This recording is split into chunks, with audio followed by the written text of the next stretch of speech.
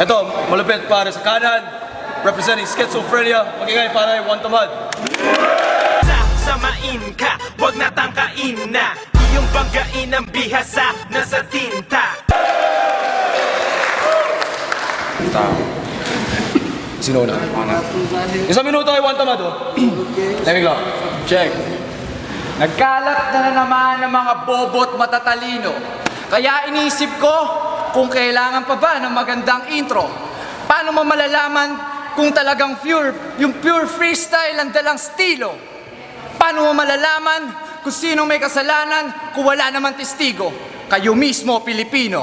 Kaya't salamat sa palakpak at talakha na minsan gumago sa amin. Target of DC Clan? Oo, isa sa bataan mo ang tumalo sa akin. Si Silencer ang tinutukoy ko na nung anib na kutusan. Pero di ba't tinusta ko siya sa Battle Royale ng sunugan? Wow! Magdamag ko siyang dinuraan ng masasakit na salita't pinauwi ng luhaan. Nagmadali nakipagtulakan sa mga fan at may nawalan pa ng 100.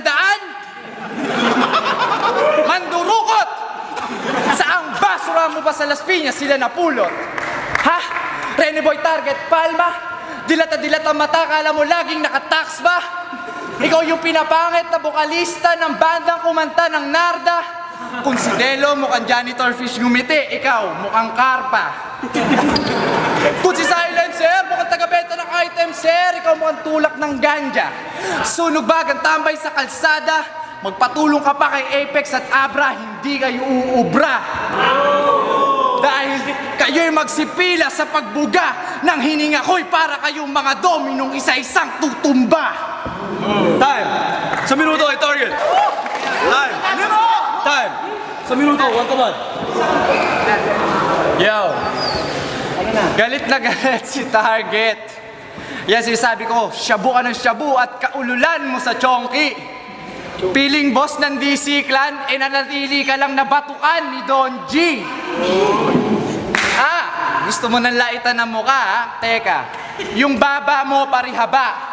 Tapos parang sementong basa na sinuwag ng walis tingting ang iyong muka. May tanong ako, halos lahat kami nakapuna. May nakaaway ka bang Metro 8 o nakipaglaban ka sa USA? Itsura mo nakakasuka, Rene Boy, amoy aso ka. At hindi na ako nagtaka. Tama ang sinabi ni Dato na anak ka ng bakla. Kaya Target, huwag kang magkupal dito. Ikaw yung anak ni Ryan Agoncillo kay Jobert Sukaldito.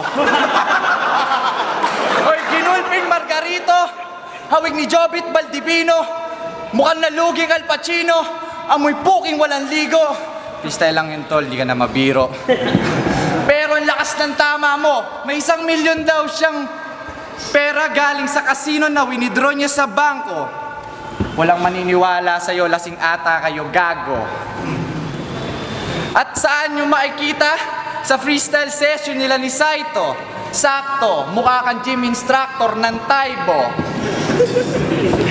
Mapunta naman tayo sa iyong tato, kasi hindi ko mapagtanto. Sure ka bang ink yan o abdo? Oo, sa akin santo, sa'yo tribal na sugpo. Pero pag sa malayo, parang pwede men. Ano yan? Bata nag-drawing gamit pentel pen? Ops, kamingay. Baka siya magalit. Nagpatato daw siya malapit sa talyer. Grasa ginamit. Naawa kay Target ang wild ones para hindi na magpatato sa iba at para hindi na magpagod sa labas.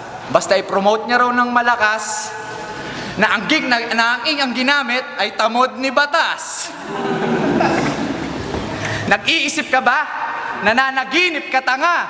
Lumalabsong ka pa kasi yung lyrics pampatanga. At ni minsan hindi ko pinakinggan ni isa sa mga kanta nyo dahil anito ng kabobohan na sinasamba mo. Sino nakakaalam ng kanta mo? Walang sumagot. Dami. Isa kayo sa mayayamot.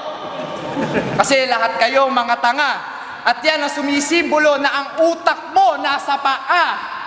Time! Yeah! Time! Huling minuto! Huling minuto! Yo. Boy Bano.